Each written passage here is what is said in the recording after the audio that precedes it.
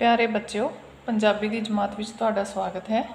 अज आपां पढ़ांगे क्लास 8वीं दी पंजाबी की पाठ पुस्तक सजरी सवेर दा पाठ नंबर 7 इस तो चंगा होर की होना। यह एक कविता है जिसनों मनमोहन सिंह दाऊ ने लिखिया होया है। इस कविता दे विच चंगे अते सुखी जीवन लई लोड़ींदे हालातां साधना बारे जानकारी दिती गई है। जेकर मनुख नूं वधिया घर, चंगी विद्या, सही सेहत प्रदान करने वाला समाज मिले तो उसका जीवन बहुत चंगा बन जाता है। शुरू करते हैं कविता। हत्थां विच किताब होवे, पढ़न लई बेताब होवे, खिड़िया फुल गुलाब होवे, हत्थीं फड़ी रबाब होवे, इस तो चंगा होर की होना। कवि कह रहा है कि जेकर साडे हत्थां दे विच पढ़न लई किताब होवे तो उसनूं पढ़न लई जिहड़ा साडा मन है वह बेताब होवे, मतलब रैडी होवे, उत्सुक होवे पढ़न लई, तां खिड़िया फुल गुलाब होवे, हत्थीं फड़ी रबाब होवे, इस तो चंगा होर की होना। तो इस तो चंगा साडे लई होर की हो सकता है। साडे जिहड़ा मन है फुल गुलाब की तरह खिड़िया होना चाहिए है, हत्थां दे विच रबाब फड़ी होवे, तो इस तो चंगा होर साडे लई की हो सकता है। घर च बैठी माँ होवे, साफ ते सुथरी थां होवे। कवि कह रहा है कि जेकर साफ ते सोहना घर है साडे कोल अते उसदे विच साडी माँ बैठी होवे जिहदी ठंडी छां साडे सिर ते होवे, इस तो चंगी की हो सकती है गल साडे लई। विहड़े दे विच छां होवे, पौन रुमकदी छां होवे, इस तो चंगा होर की होना। विहड़े दे विच छांदार बूटे होण, दरख्त होण, साडा घर एक जिहड़ा वधिया थां ते बणिया होवे, एक चंगा घर होवे साडे कोल जिस दे विच साडी माँ बैठी होवे। माँ रूपी जिहड़ी ठंडी छां है, जेकर मनुख दे सिर ते उसका आसरा है तो उस तो चंगा होर कुछ भी नहीं होना। बच्चों लई प्यार होवे, वड्डियां दा सत्कार होवे, इंसाफ लई दरबार होवे, लोक हित सरकार होवे, इस तो चंगा होर की होना।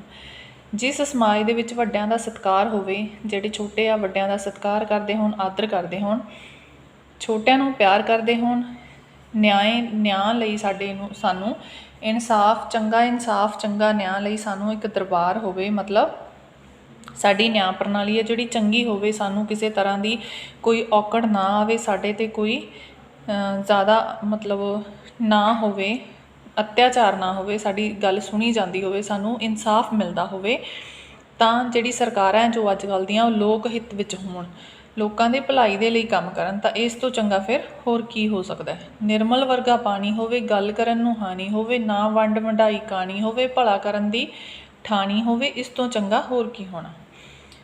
जेकर साडे पानी है जिहड़े अजकल किन्ने खराब हो रहे हैं, साडे पानी है जिहड़े साफ सुथरे होण, निर्मल होण, एक सानू अपने मन की गल करन लई सानू हाणी एक चंगा हाणी मिलिया होवे, जिस नाल असीं अपने मन की हर चंगी माड़ी भावना की गल कर सकते हैं। जिवें अजकल वंड वंडाई कहानी चल रही है, जिस तरह लोकां दे विच जिहड़ी है वैर विरोध की भावना है, ते मतलब काणी वंड ना होवे, सब एक नूं बराबर का दर्जा मिलिया होवे, सारे एक नूं हक उन्हां दे जिहड़े बराबर ढंग दे नाल मिले होण, तां साडे दिल दे विच हर एक दा भला करन दी भावना होवे, असीं किसी दा बुरा ना करिए, इस तो चंगा साडे लई होर की हो सकदा है। गुरु दे पल्ले ज्ञान होवे, सिੱਖਣ लई ध्यान होवे, तलवार लई म्यान होवे, बाहां दे विच तान होवे, इस तो चंगा होर की होना। जेकर सानू अजिहा गुरु मिलिया होवे जिसनों पूर्ण रूप दे विच ज्ञान होवे, ते साडा मन है जिहड़ा सिੱਖਣ लई उत्सुक होना चाहिए है, असीं फिर साडे लई इस तो वधिया कुछ नहीं हो सकता। साडी सिੱਖਿਆ प्रणाली है जिहड़ी बहुत सही सुचारू ढंग नाल काम करे, साडियां बाहां जिहड़ी साडी नौजवान पीढ़ी आ उहदी बाहां दे विच जोर होना चाहिए है, ताकि साडे समाज नूं चंगी सेध मिल सके, इस तो चंगा साडे लई होर की हो सकता है। घर दा खुला दर होवे, जंदरे नूं ना जर होवे, मन दे विच ना डर होवे, चानण वंड दा घर होवे, इस तो चंगा होर की होना। जेकर जद भी असीं बाहरों आउणे आ ते साडे घर दा दरवाज़ा साडे आउंदिਆਂ ਨੂੰ खुला पिया होवे, ਉਹਨੂੰ जिंदरा मतलब ताला ना लग्या होवे, ते क्योंकि जेकर घर दे विच कोई नहीं होਊਗਾ ਤਾਂ ਉਹਨੂੰ काफ़ी टाइम तो ताला लग्या हो तो उसनूं भी जर पै जाती है, ਤਾਂ साडे मन दे विच कोई डर भी नहीं रहिंदा।